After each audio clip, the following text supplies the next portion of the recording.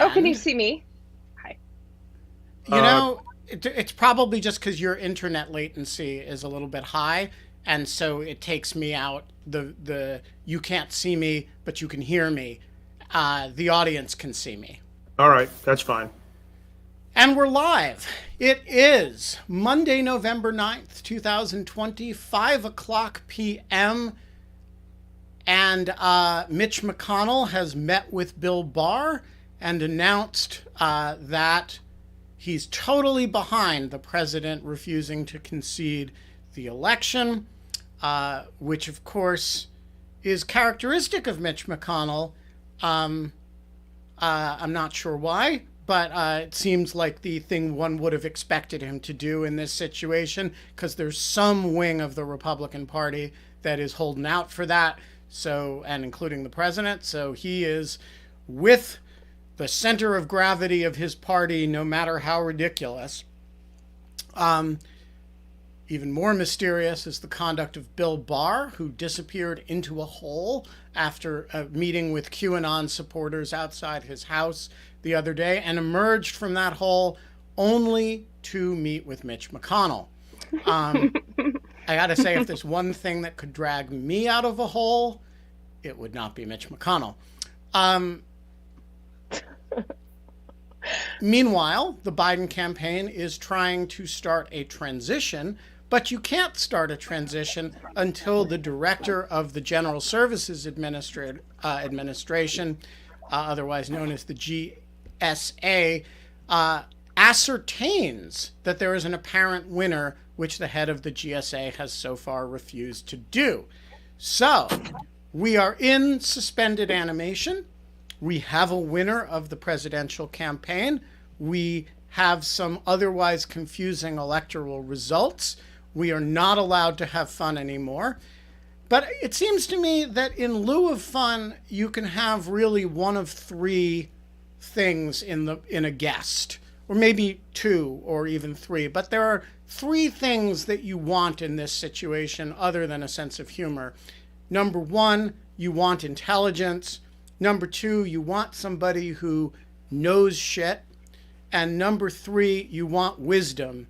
And so I thought to myself this morning, who is the person of my acquaintance who has a sense of humor, who knows stuff, who's smart, and who is also wise?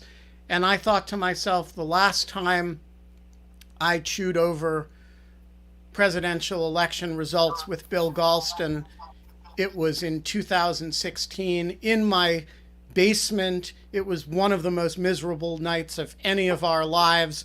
And Bill Galston was ashen-faced. His skin was the color of his hair. It was horrible. So, Bill Galston, welcome to In Lieu of Fun. It is good to see you under happier circumstances electorally. Absolutely. Sentiments reciprocated. But I do hope that this particular show will not be in lieu of fun, but will actually expand the global supply of fun. Well, we don't call tell it in people lieu. that. Yeah, we call it in lieu of fun. And if other people find that it actually does increases the global supply, we say something like shh, so as not to disturb the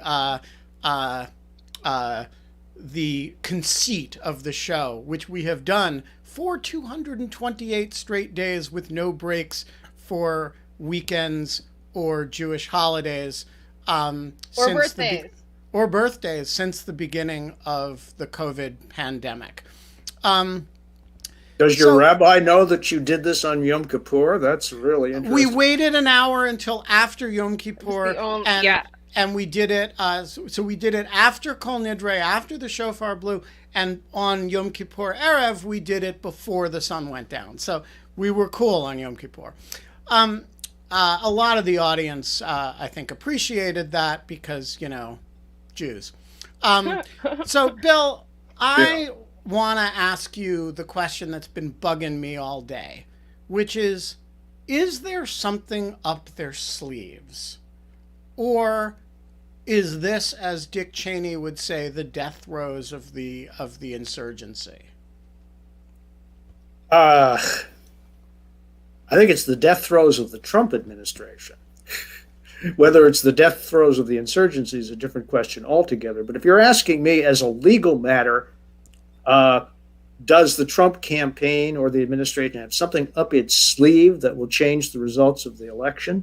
It's not a legal matter. It's a political legal matter, right?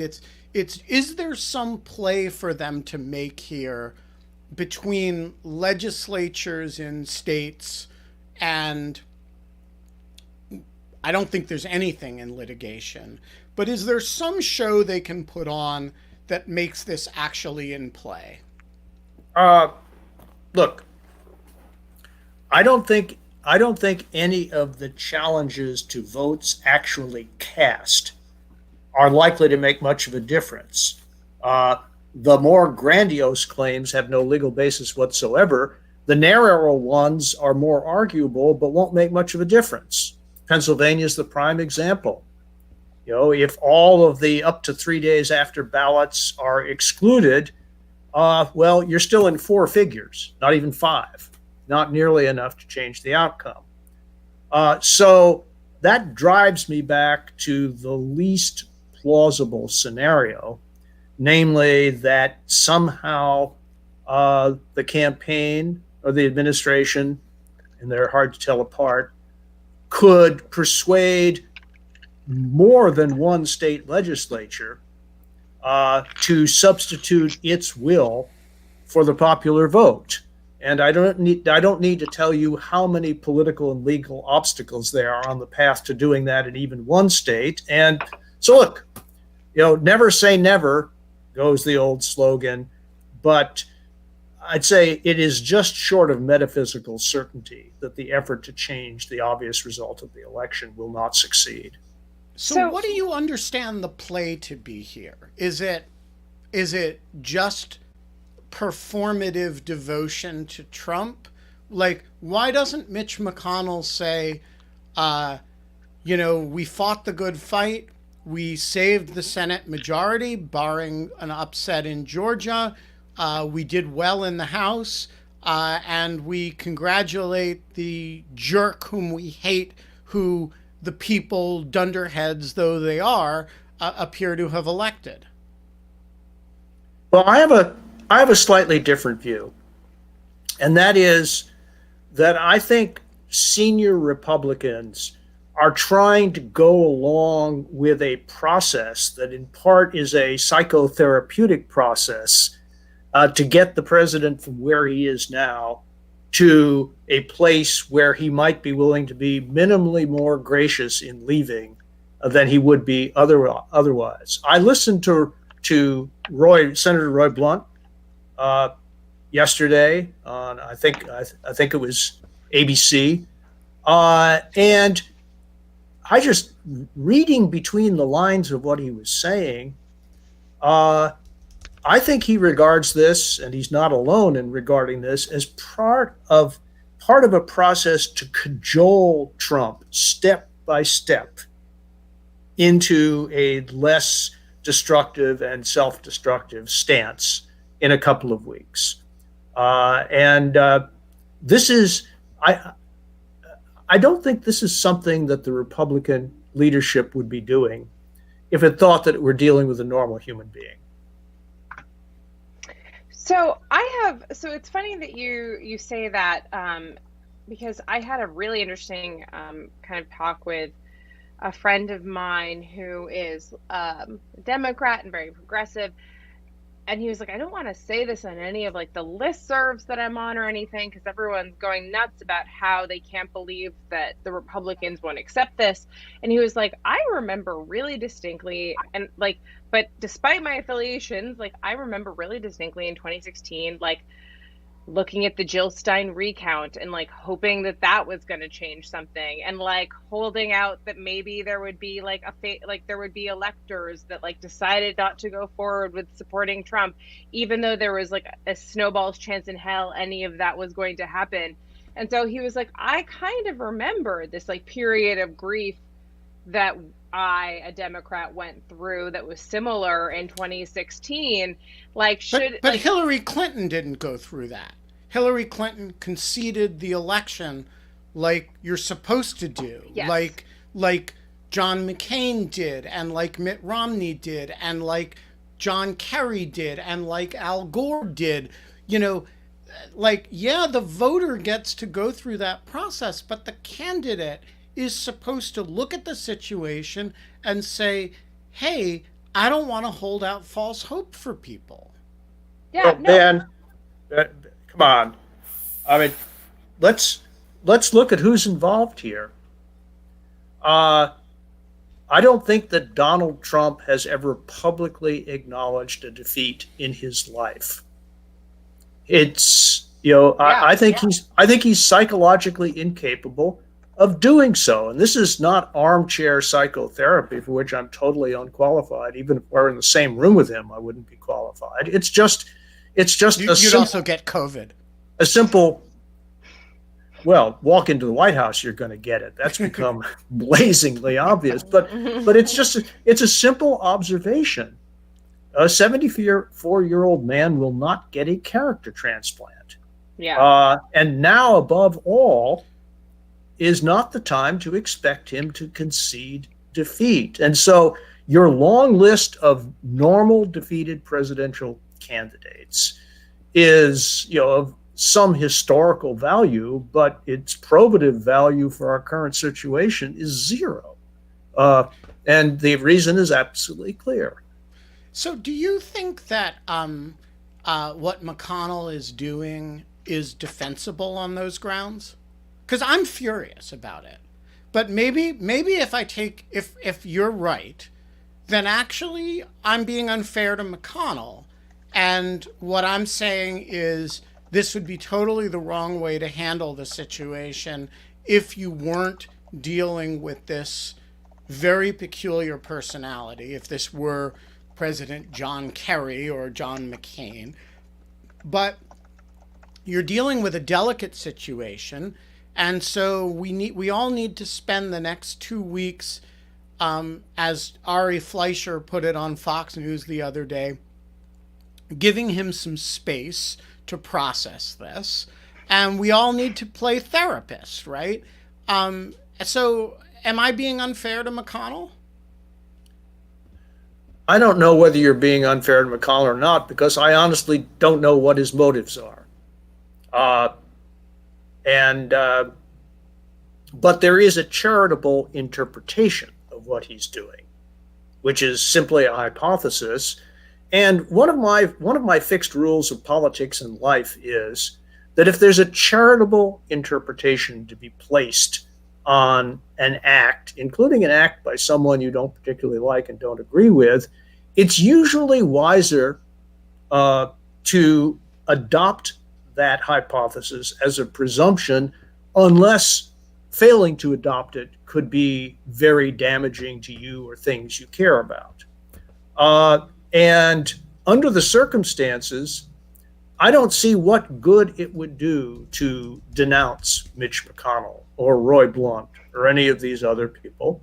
I don't think that anybody's judgment or anybody's action will be influenced for the better by public expressions of anger or what have you. So I think that, obviously I have hundreds of disagreements with Ari Fleischer. As a matter of fact, more and more over time, as he seems to me to deviate from who I thought he was. But in this case, I think there's some practical wisdom to what he is suggesting, and I think we ought to stand down because the fact that Mitch McConnell said what he said, I think affects almost nothing, because he is simply responding to the vector of forces that he sees. And I don't expect him to be better than that, and I just hope he's not worse than that. So to go back to something that we were talking about just a second ago about how normal, Hillary Clinton conceded, there would be this normal process of the leader concedes. I was just saying to Ben, and he was like, "You should ask that question to Bill. He'll have an answer for you." But I was like, Ben, what's your guess on Donald Trump ever conceding if you had to place the odds. And I think I will be. I would put like $500. I think, and I'm very conservative on money and things like that. But I would bet $500 the man never concedes the election, ever makes a statement, ever acknowledges that he does leave, but he never makes any type of public statement admitting defeat in any way. That's where I am. That's where I am. Yep. Yeah.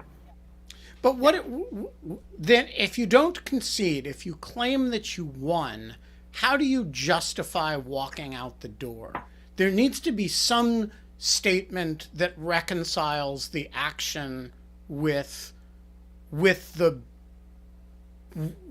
statement, right? Is it, I'm doing this out of respect for the process? Like what? How do you? He acts like it's another day. He literally goes. He's like they put him on a plane. He does whatever. He does whatever. He never acknowledges. He just kind of keeps going, right? Like that seems totally plausible to me. Doesn't it seem like that could just like happen?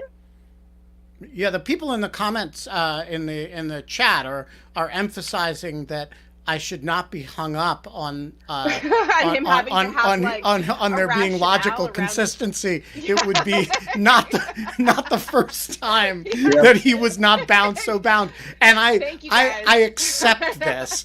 I am yeah. Well, you know what I think Trump's fundamental error has been? Blocking anti-eviction legislation that's before the Congress. Oh, very funny.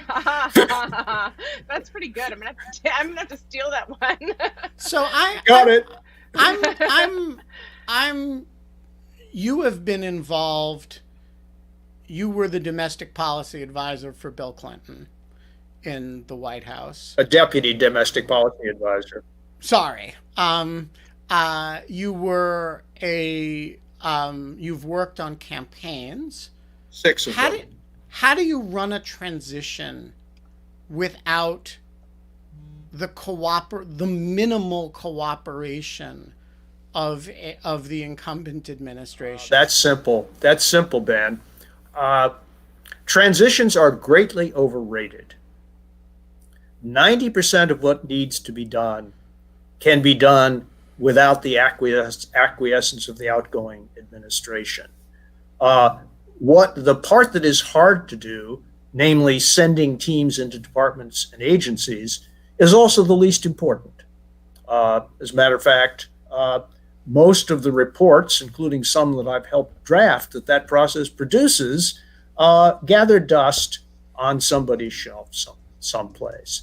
Furthermore, I just learned earlier today that the Biden campaign, anticipating precisely this difficulty, has already raised the money that it will need to conduct the transition on its own if the GSA's failure to certify the results of the election blocks federal funds for that purpose. So, I can tell you that overwhelmingly there are 3 things that matter during transitions.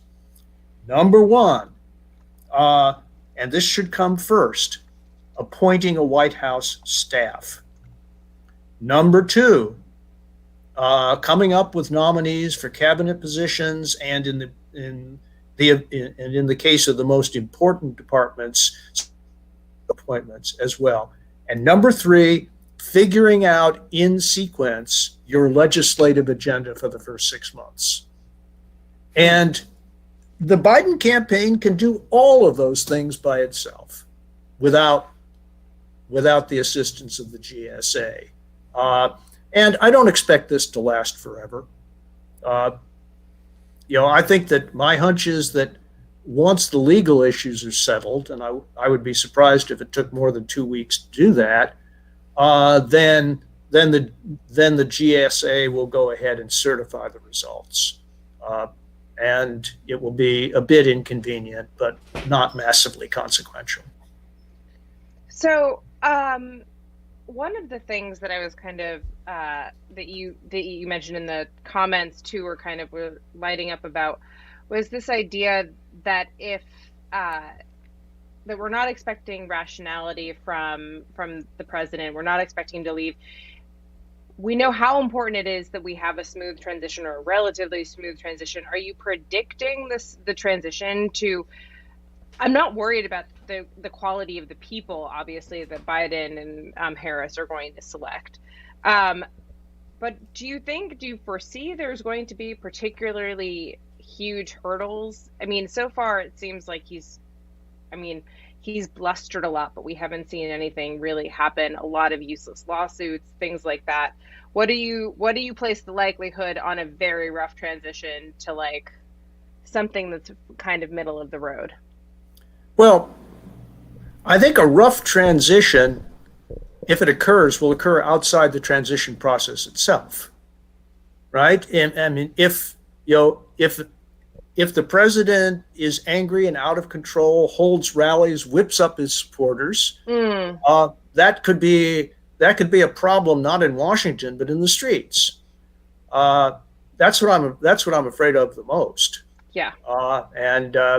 If he really decides to press hard on the theme that this election was stolen, and that his followers ought to follow him into outright resistance, then we could have a pretty ugly scenario at precisely the time when everything else is going wrong.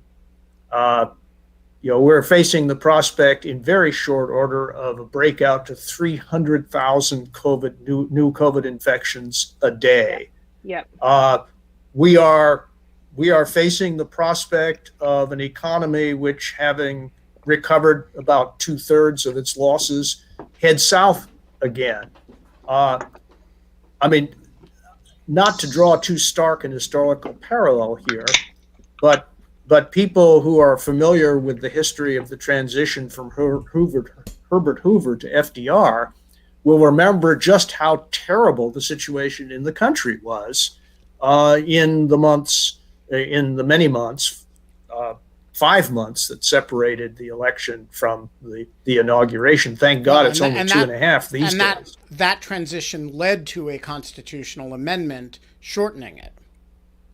Well, exactly. And I think that, I mean, one of the things that, gives parliamentary systems an area of strength is the seamless and almost instantaneous transition from one administration to another. For various reasons, that's not possible in the United States, but I don't think it has to take 2.5 months either, and probably shouldn't.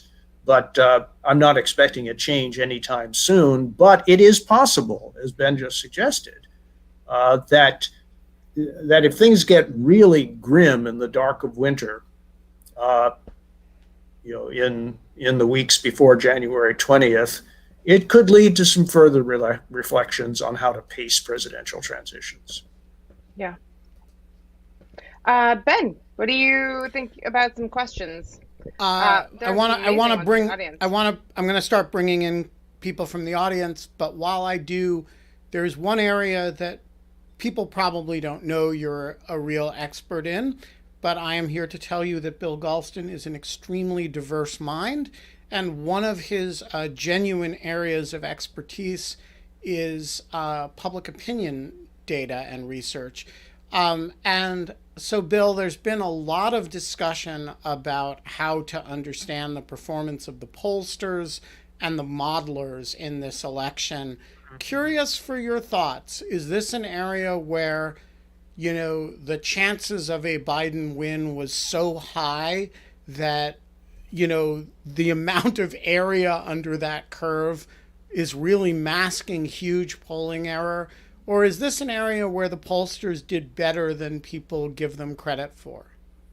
Well, let me give a 1.5 cheers for the pollsters answer. I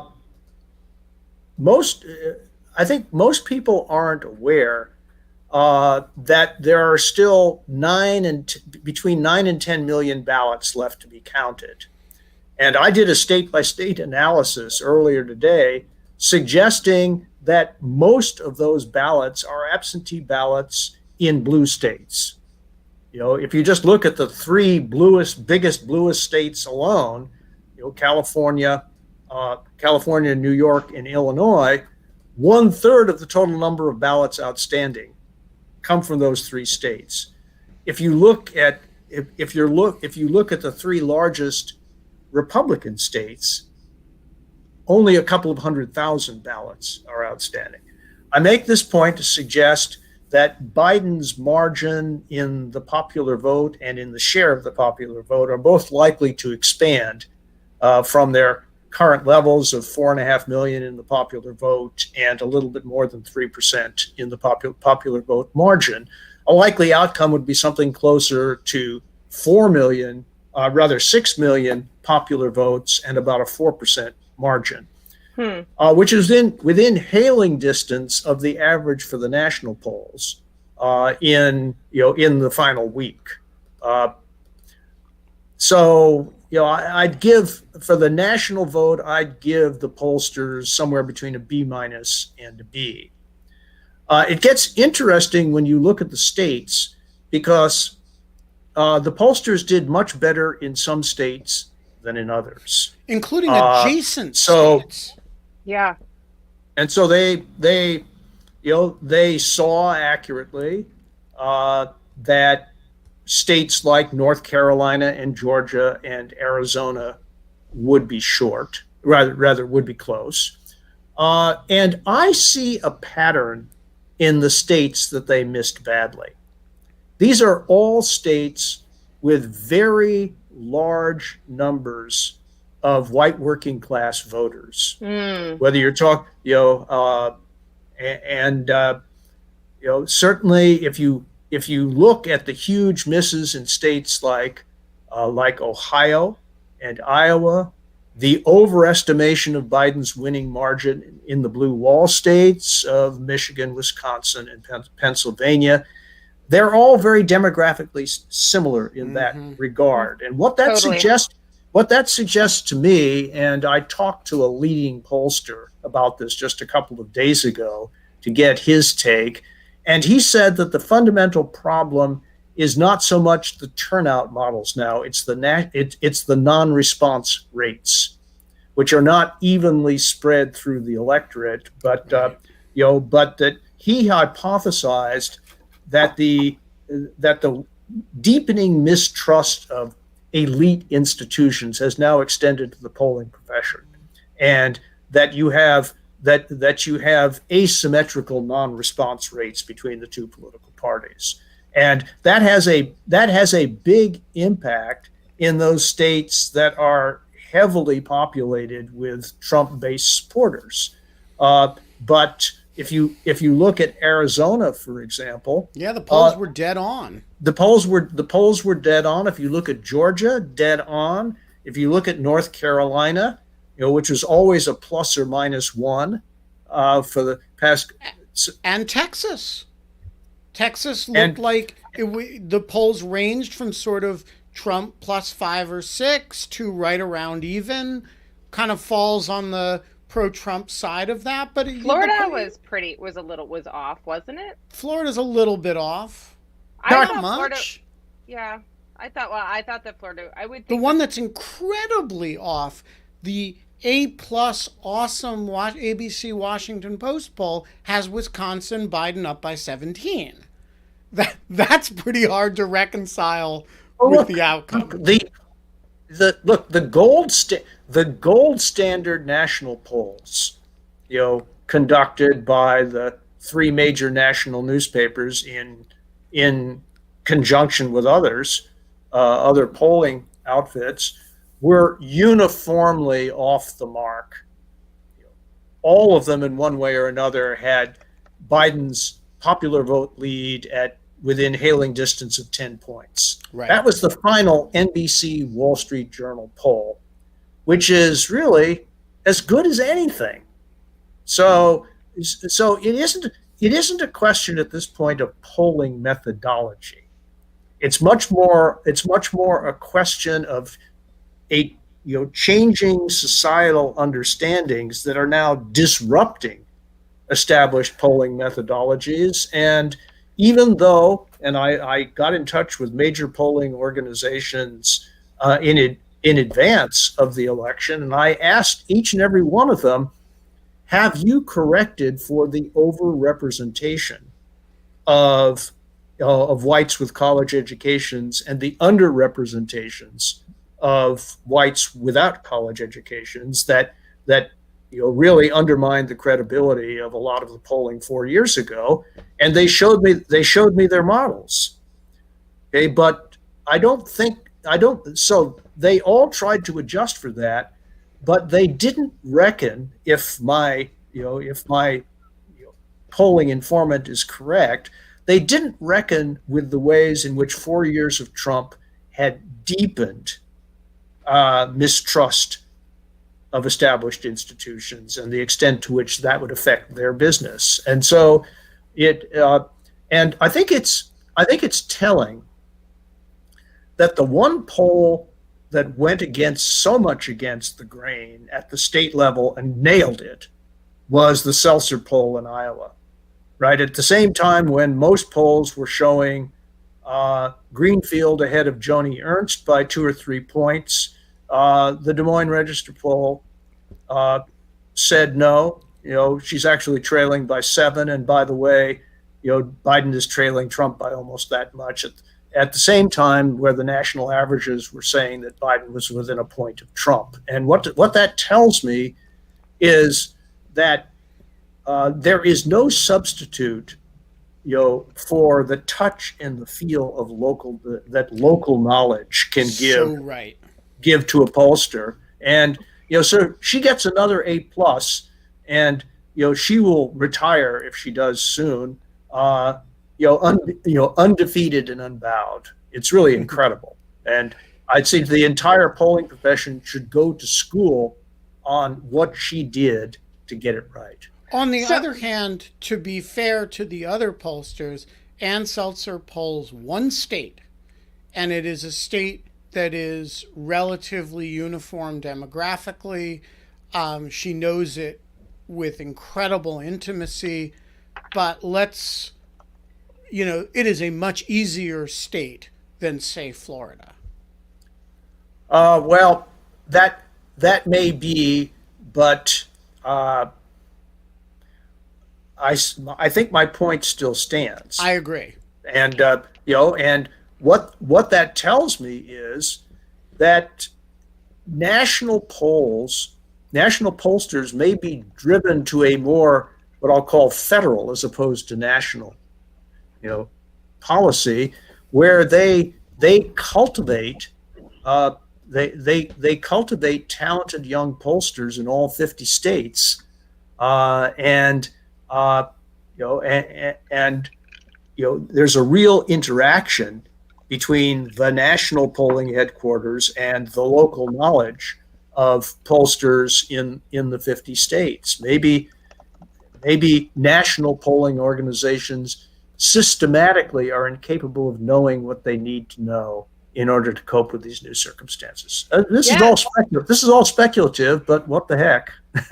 So, as Ben knows, and a lot of the people who watch the show know, I was kind of the resident skeptic of all polls for the entire election, and it comes from a place of knowing about statistics and having designed studies myself. I think that actually, you said that it doesn't come from the problem with the polling methodology, and I think you were referring to kind of like they corrected their models afterwards to some extent to make up for this. But I'm going to actually say that I do think that there's a problem with the polling methodology, and it's exactly but it's getting at the underlying part, which is their N is not, even if you correct through a model for an improper distribution of N, a better way to do that is to not try to like retcon a model out of the last completely like sui generis event that happened every 4 years, but to go and create a new way of gathering the N or gathering the data that you're in the polls that you really want to do. So what is, I think, the only way to accurately do polling right now, and that no one is going to, I don't know, maybe people will do this, is to go door to door and actually talk to people or do surveys coming out of factories, or to go in person to some of these places and ask people what they think.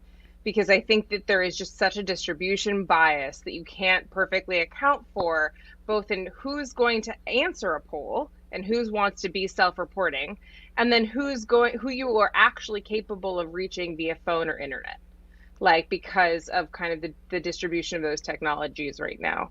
And so I think that a methodology that could fix this is like a very old-fashioned methodology.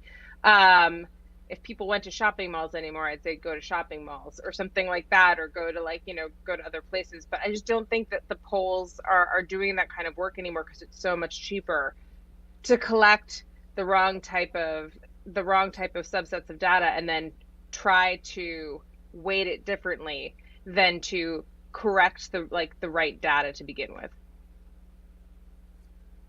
Look, I didn't believe that a week ago, but I'm coming reluctantly to the conclusion that you're right. It's okay. I'm always the first one here. Just kidding. Christopher Argyris, the floor is yours. You're up good late, evening. man. Yeah, no, I stay up very late in London. I'm just a night owl. Christopher's in London. Yeah. Good evening, Bill. I had a McConnell question. We might have talked about McConnell too much already, and I thought of this sonic brain injury investigation update question. So I might just sort of pose both, and you can choose which one you want to answer. But go for it. Are we likely to see? Does McConnell have any incentive to be less obstructionist to a Biden administration than he was to an Obama administration, playing a different tactic for the upcoming midterms, having already saved his majority once? Would he just play it the same way to save the majority again, and a bad 22 map?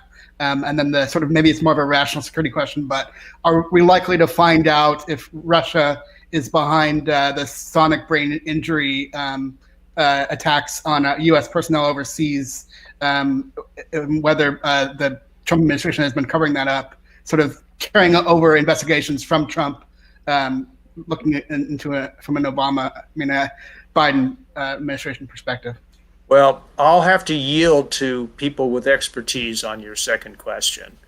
I don't know. I mean, obviously there's a problem, and we need to get to the bottom of it, because the health and well-being of diplomats and potentially their families is at issue here.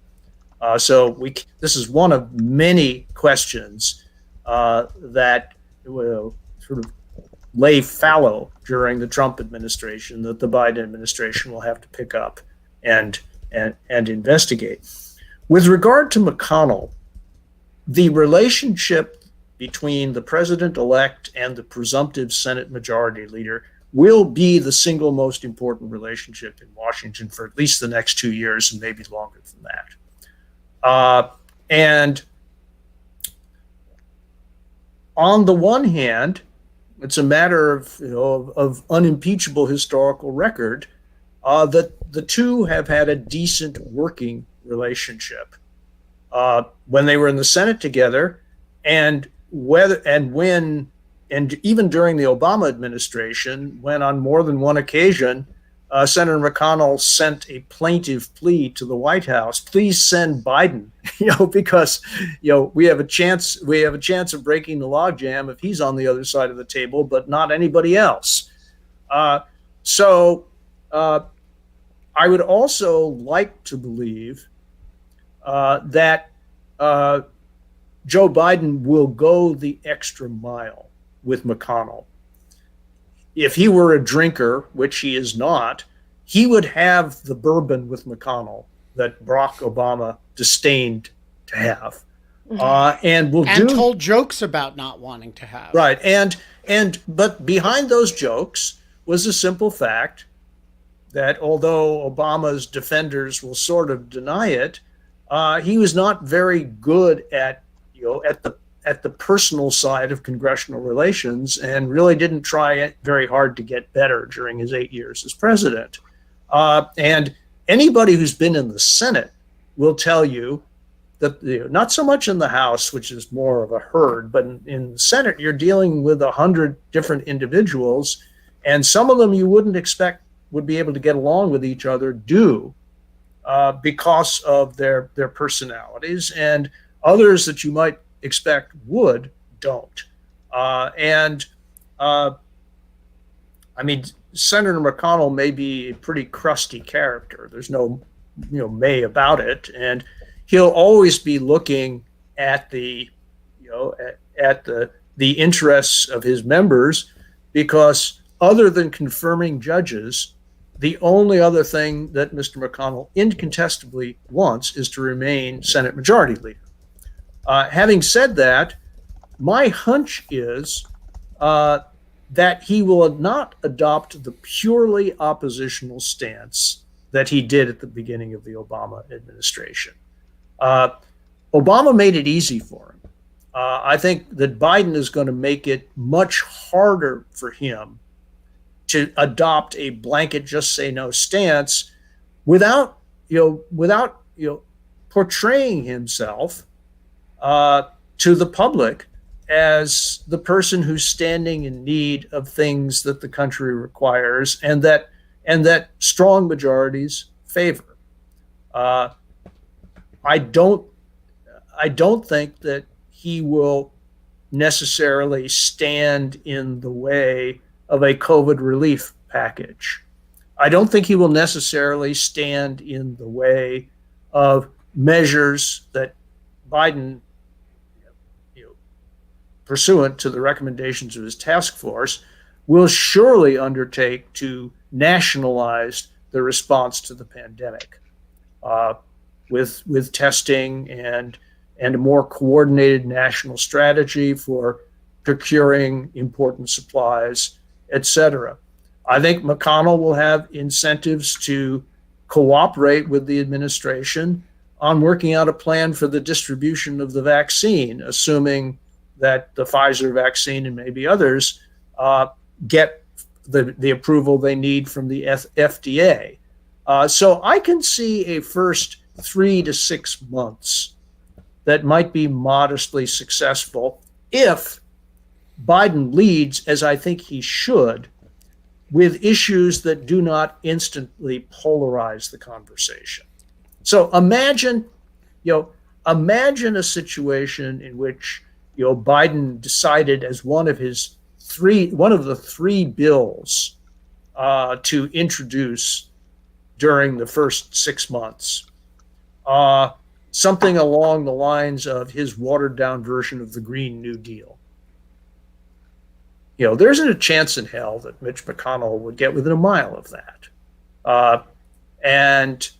So that would, I think, drive him into a purely oppositional stance. So to put the point more generally, how much conflict there is depends on how much potential for some overlap between the two political parties is in the Biden's early agenda items. And if he leads with areas that are less likely to raise ideological hackles in the Republican Party, then I think that that Biden may get off to a somewhat better start than Obama did in this regard. And the question then is, can you arrest the vicious cycle? Can you begin to create a more virtuous cycle with, to speak arms controlese for a minute, early confidence building measures? I don't know. And I could argue that one either way, but that is the single most important question. No doubt. It's a really interesting question. Tony Cava, the floor is yours. Hey, hello. Thank you for bringing me in. Seems like there's a lot of questions about this Emily Murphy, and I'm curious as to, just last week, I think it was, I heard Biden's campaign legal staff say that they were fully expecting her to do this, to not authorize the transition, not to recognize that he had won, and that they already had a legal strategy in hand to deal with her. And I'm wondering if you have any idea what that strategy might be, what options are available to Biden and his legal team to either circumvent her or compel her to act. So great question, and I want to add to it Mike Godwin's question, which I just brought Mike in to ask, but he hasn't shown up. So I'm going to read his question to add to Tony's question. Is it possible to get a writ of mandamus ordering GSA to do its damn job and recognize Biden as the winner and thus start working on the transition? So is there judicial review? I can answer that, Bill, if you can't. Well, I was about to say that I am not a lawyer, nor have I ever been one. Nor have I ever been one. But unlike Ben, I've never even played one on TV. So, so I'm going to defer to you, Ben. Okay, so I can answer the second part of that, which is that it is almost, but not entirely, unthinkable that the D.C. Circuit would tolerate would allow the issuance of a writ of mandamus. And I say that as somebody who literally just won a writ of mandamus case in the D.C. Circuit. The statute gives a lot of discretion to the administrator, and it is not a crazy position, a lawless position, that, hey, the networks don't decide the elections until there are certified results in the absence of the president's conceding the race. There is no apparent winner. Now, I happen to think that's not the best reading of her, her obligations under the statute right now, but I can't imagine that it is mandamus material. So I think the likelihood at this stage of judicial review is really minimal. Fast forward a month from now, when you have certified results and the president still won't concede, that becomes a much more difficult question. And I think the point at which you have 270 certified results, 270 electoral votes in the form of certified results, it becomes much more obviously lawless on the part of the administrator not to do it.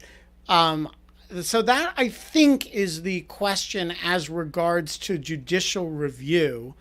I think it is much less obvious what the answer is with respect to the non-legal part of the question, which was Tony's part, which was, hey, what the heck do you do about this if you're Joe Biden or Bob Bauer? What avenues of redress do you have here?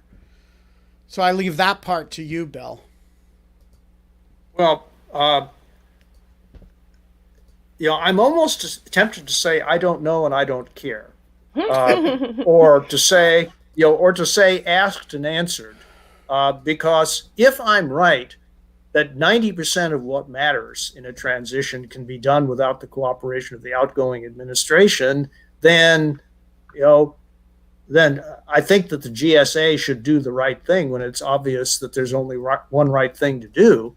But I just, I like to focus on things that I think matter as opposed to things that I don't at the periphery. And I don't think this matters very much. Fair enough. Esther, the floor is yours. For some reason, again, I'm not being able to activate your camera, but we can hear you. Oh, strange. I did check the settings. I saw you for a second. Yeah. We saw you on the way in, and it's not like we're not suppressing your vote. I just can't turn on your camera remotely. Okay. So election-related cases that reached SCOTUS. Oh, there you are. Hi. Before the election, some observers suggested that how they were decided to some degree depended on whether they came from state courts versus federal courts.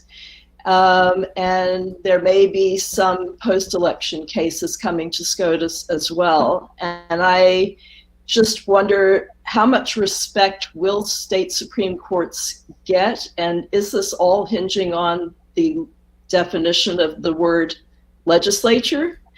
And also in terms of referenda that may be assigning redistricting to nonpartisan boards, again, taking it out of the hands of state legislatures. I'm just curious, what are we looking at down the road in terms of SCOTUS decisions? Wonderful questions for which I have no answers. Yeah, I was like, I'm sorry, I knew any of right? that. And I'd be happy to yield to anyone else who has better answers. But I'll give you my perhaps naively optimistic overview on this question. I think that even a partisan Supreme Court is capable of distinguishing between arguable propositions and preposterous propositions. I cannot bring myself to believe that any of the wilder claims that Trump's and his minions have tried to bring into the judicial process are going to be treated with anything more than the disdain that they deserve. Others that are closer calls will be more interesting, more contested, and more imponderable cases. And with that, I'm going to shut up because I just don't know. Yeah, can I just add? I just want to add to that. Look, the question of the role of state legislative supremacy under Article 2 has been a legitimately contested question since Bush v. Gore. And, most conservative legal scholars regarded the concurrence that Justice Rehnquist, Scalia, and Thomas wrote as the much preferable basis for the decision in Bush v. Gore than the equal protection theory that had 7 votes, including Souter and Breyer, as memory serves. And so that is a legitimately contested question. And, what the scope of that is, is a complicated question because if taken too far, it becomes ridiculous. But it's not on its face ridiculous that there is an affirmative in the Constitution textual delegation of power to make the rules to the state legislatures, right? And so I don't think that is a ridiculous proposition. How far you go with it, you can go to ridiculous lengths. That said, nothing in this election turns on that question except for a certain number of votes in Pennsylvania that won't be remotely enough to change the electoral outcome. And so I could see that producing a decision. I actually don't even think that would be a bad thing in the sense that, it would be nice to have clarity about how much latitude non-legislative actors in the states have to bend the rules here, which a lot of states did. The chances that any major matters related to this election are going to be decided by the United States Supreme Court is 0. Yeah. And I mean 0. And I can give you 3 good reasons for that. One is there are no, beyond the one I just flagged, there are no colorable legal questions. The Supreme Court, even if you think of it as a wholly political institution, it doesn't take up non-colorable legal questions. It takes up colorable legal questions. And if you're a cynic, and I'm a little bit cynical about this, it injects those colorable legal questions with politics. But it does not take, this is Bill's point, it doesn't take up absurd on its face propositions. And to flip this election, you would have to be in absurd on its face territory. The second reason is because with a few possible exceptions, nobody on the Supreme Court wants to shred their credibility on behalf of Donald Trump. There may be, people, Thomas? I was going to say a few possible exceptions, although I don't think Clarence Thomas wants to commit, reputational seppuku on behalf of Donald Trump. And I'm certain, though I don't know the woman, that Amy Coney Barrett did not come in to, get confirmed and say, and I am here to deliver this election to Donald Trump, and therefore I will take whatever case comes before me. And then finally, John Roberts has no appetite for that sort of thing at all. Roberts would never do that. As he has already shown in these cases. That's not what he's doing. It's not what he's about. I'm on camera now. Yeah, so you are. And I'm not sure how that happened, but let's take it as an opportunity to have you pose your question. I think I'm on camera now. I have no sound whatsoever. We got you. We hear you. Hello. And that is a very sweet baby. But, Secretary Esper's exit might mean for peaceful protests going forward if he doesn't leave and there are protests about that. Great question. So Bill, how do you read Secretary Esper's exit today? How do I read it? Is it just peak on Trump's part, or is there something more to it than that? Just peak on Trump's part, right? I commend to everybody the dying speech of King David, but Trump isn't dead yet, and so he's doing for himself what he told his son Solomon to do, and that is get rid of all the enemies. And I do not believe for a minute that this is the last conspicuous firing that we'll see. This is Trump being Trump, and he dichotomizes the world into friends and enemies. And if people he expects to be friends turn out not to be, in his definition of friendship, which is absolute loyalty to him personally, well then, he gets rid of them. He tries to destroy their reputations. Once again, this is out of a playbook that goes back decades. And fortunately, it's now so late in the administration that who cares? David Botts, you have the penultimate question tonight. Well, fabulous. I'll cut my questions down. Yeah, you have a bunch of them. We're short on time, okay. So pairing. All right. So a lot of people voted. There's clearly going to be little nitty stuff found. It can't change the numbers. But what are your thoughts about ways to minimize the amount of misinformation and disinformation currently happening regarding this topic, the stolen election, etc.? As a pollster, I can think of no effective strategy for minimizing disinformation. I'm sorry to say, we're stuck with a system that appalls me. Like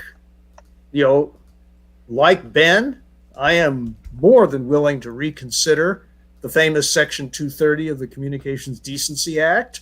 It is a threat to democracy to tolerate the kind of system we have now, and I'm willing to take any step consistent with the U.S. Constitution to change it for the better. And the last time I checked,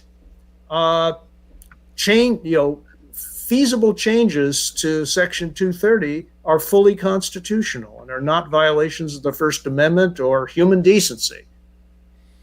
Vikram, and I don't know whether there's consensus on this panel on this point. I wasn't sure. There is not. Kate is much 230 friendlier than I am. That was the body language, but yeah. No, I was joking. I'm not a zealot actually about Section 230. I generally think that it is a very good thing, and that it's misunderstood by people in like the kind of policy, in the legal policy world, that don't understand the effect it has on the actual ecosystem of the platforms.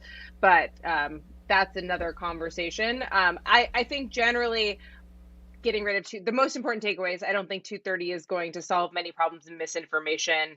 I think that the First Amendment will continue to play a role that blocks like basically the government from mandating what the platforms can or cannot do. So No, they can't. I agree with that. The government probably can't mandate. They can change the incentives. yeah, well, Vikram, yep, you very get true. the last question. Hi, Vikram. Oh, great. Hello. I was wondering if you have any burning Trump-Russia questions that the Mueller, Senate, HIPSI investigations did not answer. And do you hope we will get some answers with the Biden administration in place? And what form do you think those answers will take? I actually hope that the Biden administration doesn't invest a lot of energy in hounding Donald Trump on any front. I think that we have serious questions facing the country. I view the Mueller investigation as a piece of American history at this point, and not a fount of ongoing investigative questions. And I know that's going to make a lot of people unhappy. I'm not in favor of unleashing the full prosecutorial power of the federal government on Donald J. Trump. I have come to believe that when Gerald Ford pardoned his predecessor, he did the right thing for the country.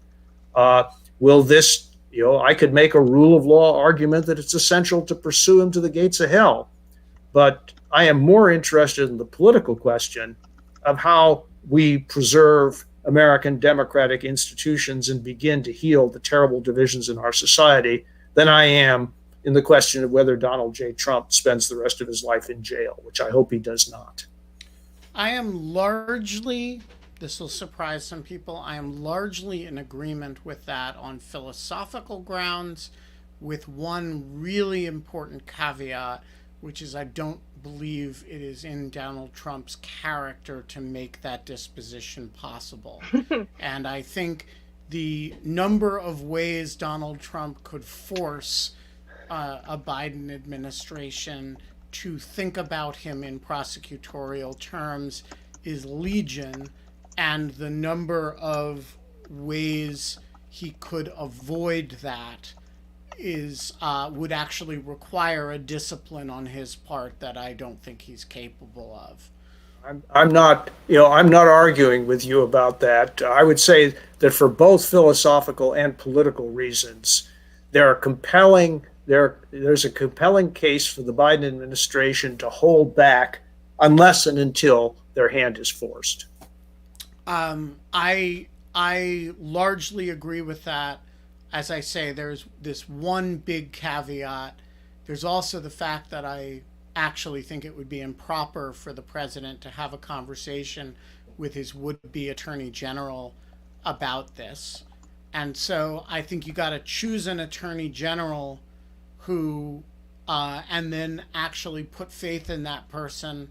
And I think it's going to end up being a very delicate thing. And in any event, the state of New York is coming after him. That's the point. That's the point. I like that. If Cy Vance Jr. wants to pick up the ball and carry it all the way into the net, that's fine. Doug Flutie. We're going to leave it there. I hope tomorrow we will have a guest who will talk vaccines with us. You may be able to guess who that guest is, but I'm not able to confirm that. And I'm also not entirely sure she is able to do it. But that will be, in any event, if it happens, 22 hours and 56 minutes from now, episode 229 days in a row. We're kind of creeping up on a year here. Oh my God, it's Bill Galston, insane. you're a great American. Thank you for joining us. And I'm told by a family member who's a Marine to wish you a happy 245th birthday for the United States Marine Corps. I'm grateful for those kind thoughts. I've found the skills that I learned in boot camp to be essential in a number of other venues. Bill Especially Galston the last 4 years. Bill Galston is the only person of my acquaintance who learned important things both at Marine Corps boot camp and in office hours with Leo Strauss. And so we're going to leave it there. But until tomorrow, we don't have fun anymore. But we do have Mitch McConnell, for better or for worse.